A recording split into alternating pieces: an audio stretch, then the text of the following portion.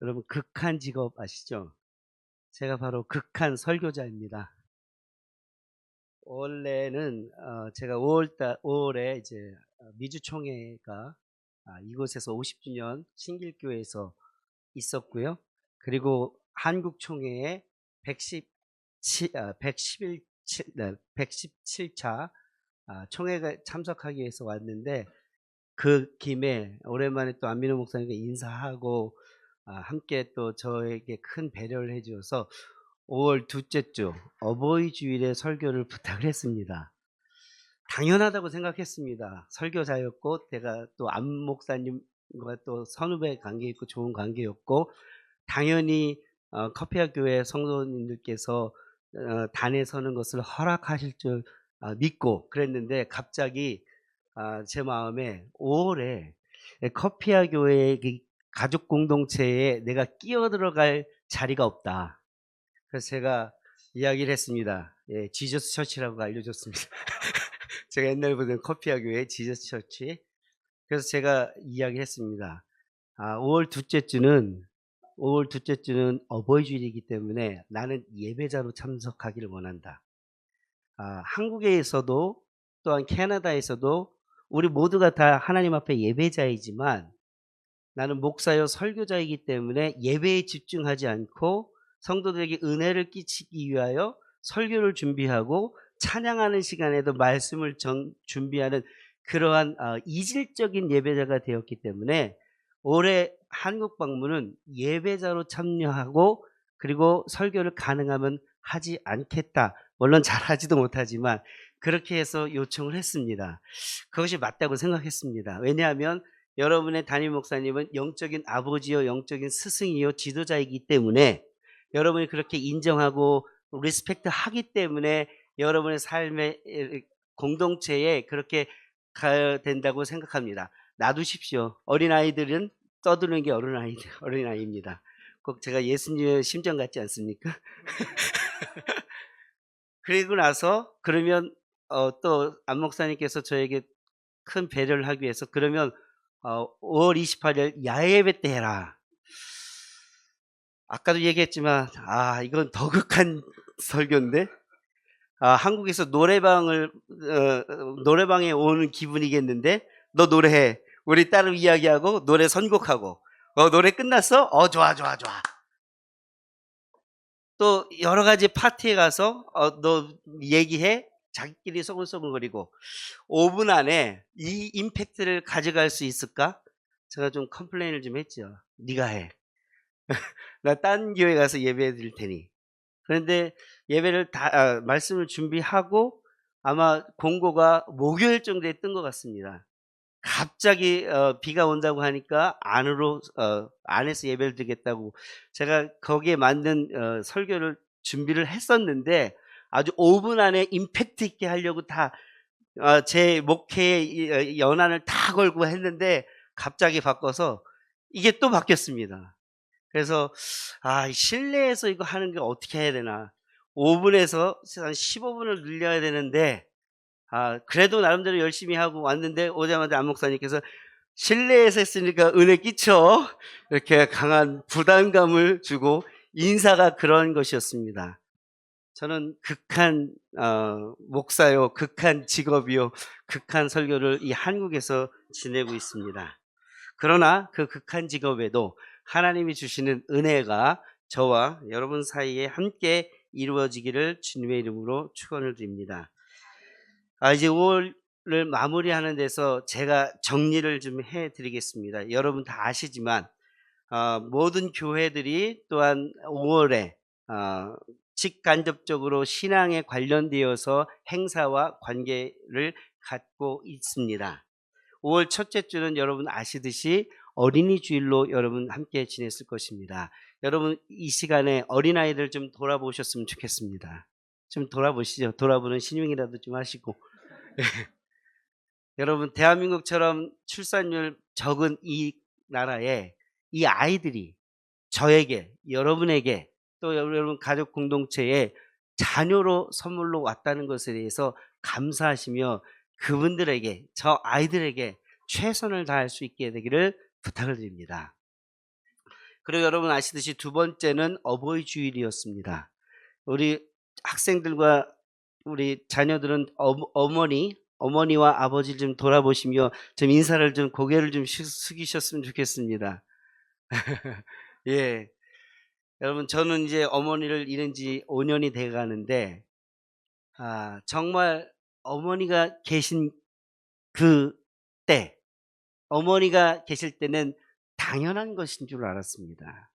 우리 복음 찬양에도 모든 것, 내가 누려왔던 모든 것이 다 그저 있는 것인 줄 알았고 당연한 건 줄 알았지만 따지고 보면 그것은 은혜요 하나님의 사랑입니다. 부모님이 아직 계실 때 더 잘하십시오. 이거 꼰대 같은 소리 같지만 해야 합니다. 반드시 해야 합니다. 없으면, 계시지 않으면 너무나 힘듭니다.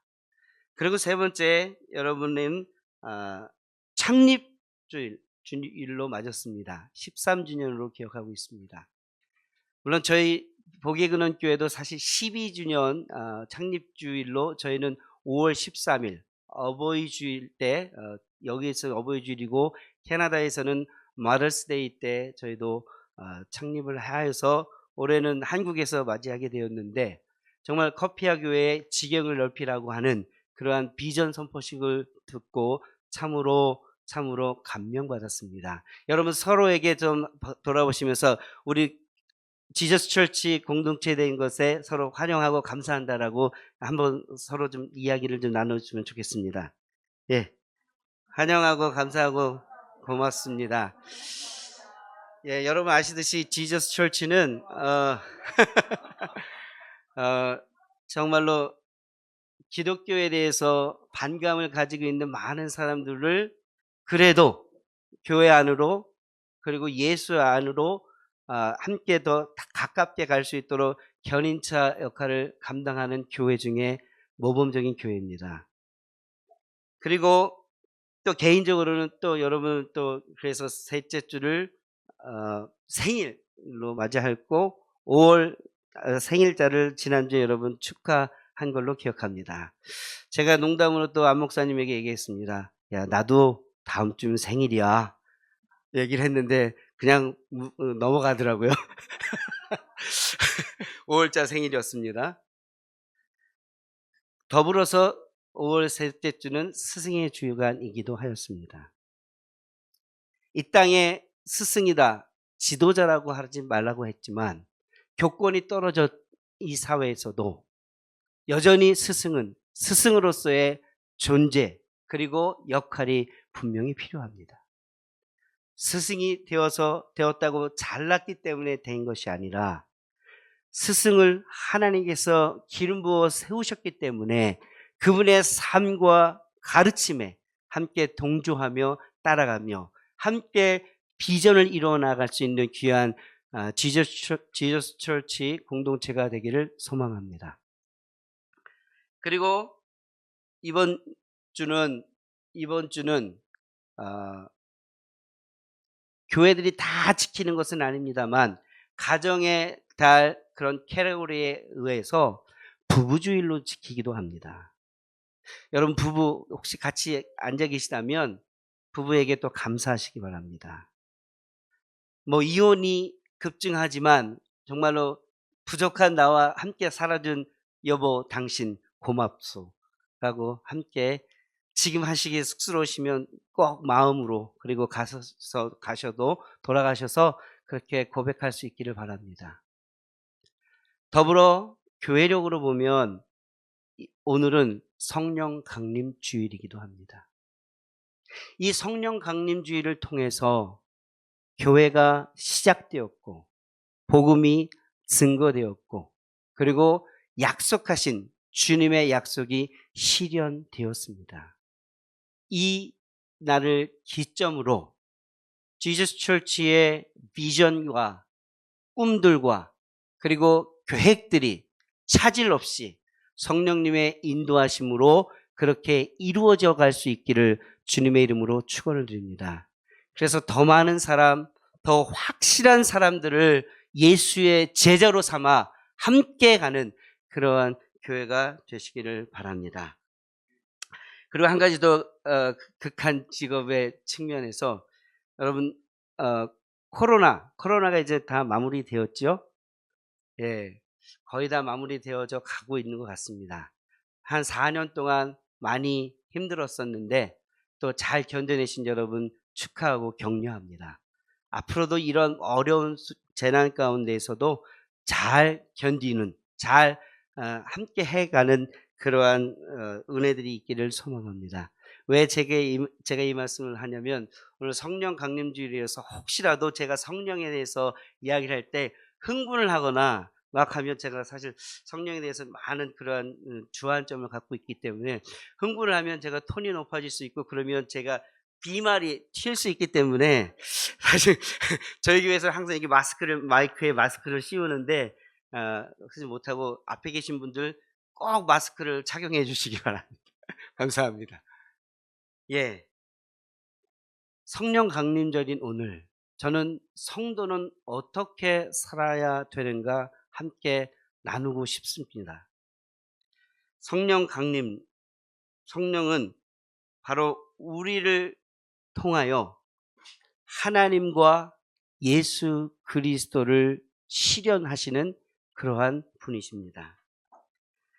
성령의 능력으로 개인과 가정과 그리고 교회 공동체가 하나님의 구원하심과 예수 그리스도의 은혜에 사로잡혀 복음을 증거하며 그 복음 생활을 하게 하셨다는 것입니다.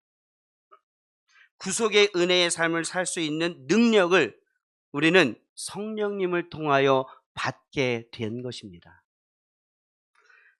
성도는 삶에 고유한 트랙이 있습니다. 그것이 바로 성도의 삶입니다. 이 길이 우리에게 주어지며 또한 제시되었습니다. 성령의 인도하심으로 말입니다. 그리고 어떤 성도는 어떠한 사람들이며 그리고 그들의 삶을 어떠해야 하는가 오늘 본문에 있는 말씀을 중심으로 함께 나누면 성도들은 한마디로 그리스도 예수에게 속한 자들이다 라고 오늘 24절에 말하고 있습니다. 그리스도 예수의 사람들은 여러분 속하다는 것이 얼마나 소중한 것인지 아십니까? 여러분이 가정에 속해 있고 여러분이 친구에게 속해 있고 여러분이 교회 공동체에 속해 있고 여러분이 부부와 함께 속해 있다는 것, 이 속함을 통해서 내가 누구인지 Who am I? 이것이 결정되는 겁니다.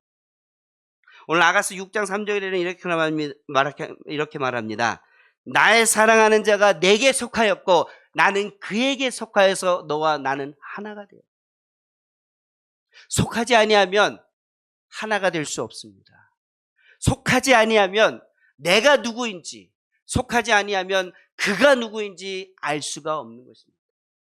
물과 기름과 같아서 같은 장소에는 있을 수는 있으나 전혀 다른 그러한 삶과 전혀 다른 생각을 가질 수밖에 없는 것입니다. 속함, 이것은 나와 그리스도 예수가 하나로 맺어졌다는 것입니다. 속함, 이것은 한 여자와 한 남자가 부부로 하나가 되었다는 것입니다. 속함, 이것은 성도와 교회와 목회자들이 하나가 되어서 그 하나 되신 하나님의 연합을 이루어 낸다는 것입니다.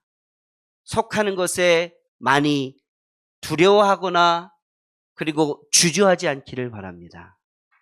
아마 4년 동안의 코로나 기간은 우리에게 속하지 않아도 된다라고 우리에게 그렇게 기회를 제공했던 것 같습니다. 그러나 성경은 말합니다. 그날이 가까움을 볼수록 사랑과 선행을 격려하여 함께 모이기를 힘쓰고 하나가 되기를 그렇게 바라고 있습니다. 속하시기를 바랍니다. 누구에게 속하고 어떤 삶으로 어떤 속함에 있느냐가 그것은 더 중요합니다. 세상에게 속하면 세상의 일을 할 수밖에 없습니다. 돈에 속하면 돈의 노예가 되어서 돈에 속할 수밖에 없습니다.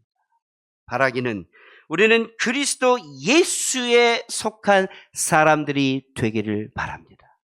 그래야만 우리의 삶의 본질도, 그래야만 우리의 삶의 방향도, 그래야만 우리의 삶의 가치도 예수 그리스도에게 있다는 것입니다.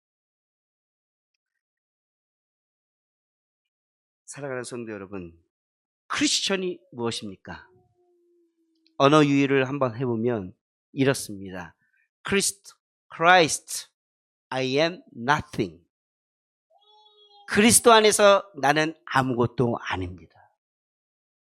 너와 내가 속하기 위해서 나를 주장하려고 하는 것 같지만, 그러나 주님은 말합니다. 성경적인 진리는 말합니다. 너와 내가 속하기 위해서, 더욱 나와 예수가 속하기 위해서는 그리스도 예수 안에서 나는 아무것도 아니어야 되는 것입니다.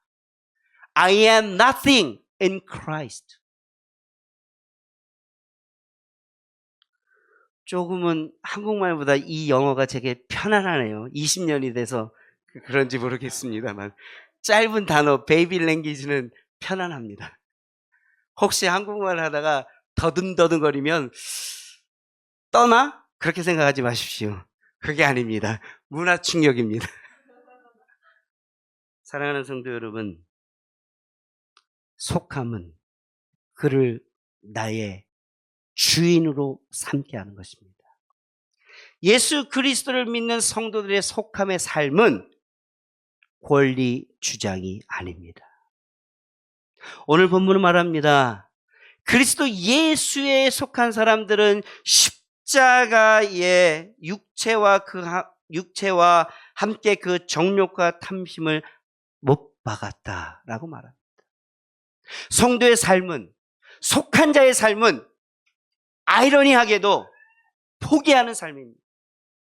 움켜쥐는 삶이 아니라 흘려보내는 삶입니다. 주장하는 삶이 아니라 남에게 양보하는 삶입니다. 움켜쥐면 움켜질수록 빠져나가는 그러한 손 안의 물처럼 우리의 삶이 세상적인 그러한 속함으로 그렇게 살아가려다 하면 아무것도 이룰 수 없다는 것입니다. 그러나 바울이 갈라디아 교인들에게 말하기를 그리스도 예수에 속한 성도들은 그들의 삶은 포기하는 삶입니다. 죽는 삶이다. 양보하는 삶입니다. 이해가 되지 않습니다. 더욱이 정의로운 사람이나 과학적인 사람이나 논리적인 사람이나 이런 사람들은 이러한 메시지에 거부 반응을 일으킵니다. 내가 잘못한 것도 아니고 나의 권리를 당연히 주장하는 것인데, 그러나 성도는 세상에 있으나 다른 존재들입니다. 성도는 똑같은 사람들이나 뭔가 다른 무엇이 있는 사람들입니다. 그 성도들이 바로 그들이 아니라 저와 여러분 이 자리에 함께 있는 우리들임을 믿습니다. 거기에 있었던 그들이 아닙니다. 성도들이 여기에 있는 바로 우리들입니다. 그리고 앞으로 저와 여러분의 삶의 모델을 통하여서 예수 그리스도를 만나게 될 someday someone입니다. 내일 어딘가에 있을 그 누군가들이 바로 우리의 과거요, 현재요, 내일, 미래의 성도들이라는 것입니다. 그러면서 구체적으로 성도를 이렇게 살라고 짧지만 말합니다. 25절에 만일 우리가 성령으로 살면 이렇게 말합니다. 오늘 주보에 보면 영어로 되어 있어서도 감사합니다. Since we live by the Spirit. 그러나 제가 연구한 성경은 저는 NLT로 오늘 말씀을 준비했는데요. NLT에는 이렇게 있습니다. 아마 이거는 NIV 같습니다. Since we are living by the Spirit. We live와 we are living은 조금 다르지만 강력한 차이가 있습니다. 어떤 차이냐면 We are living은 현재 내가 살고 있는 이 상태, 상황을 말합니다. We live, 그것은 바로 그냥 사는 삶의 일반적인 삶을 말합니다. 사랑하는 성도 여러분, 일반적인 삶은 누구나 할 수 있습니다. 여러분, 15분 안에 감동을 주는 세바시에 있는 사람들도 We live라는 측면에서 감동을 주는 사람들. 그러나 우리가 세바시에 출연하지 않는다 하더라도 성령으로 사는, 지금 살아가는 나의 모습이 바로 성도의 모습이어야 한다는 것입니다. We are living by the Spirit. 저는 we live by the Spirit도 중요하지만 we are living, we were living이 아니라 we will be living이 아니라 바로 이 시간, here and now, 이때의 삶이 우리는 중요한 것입니다. 현세적인 삶을 강조하는 것이 아닙니다. 어제가 있어 오늘이 있고 오늘이 있어야 내일이 있지만 오늘 이 시점에 우리의 삶을 통해서 성령이 임한 교회와 성도들을 바라보는 세상 사람들이 다르게 접근하였듯이 오늘 나의 삶, 이 시간과 오늘의 삶이 성령의 사람으로, 성도의 사람으로 규정 짓는다는 것입니다. 그래서 말합니다. 성도들은 우리의 거룩한 수동성에 의해서 거룩한 능동성으로 살아가는, 즉 거룩한 수동성, 성령에 의해서 살아가는 겁니다. 그리고 그 거룩한 수동성에 의해서 살아가는 성도들은 그 매일매일 삶이 거룩한 능동성으로 성령의 인도를 쫓아가는 것입니다. 그렇지 않으면 성도들은 격동하게 합니다. 그렇지 않으면 교회는 분열을 일으키게 합니다. 그렇지 않으면 성도들은 헛된 영광에 사로잡혀 시기하게 하고 분노케 하고 격동하게 하며 싸우게 합니다.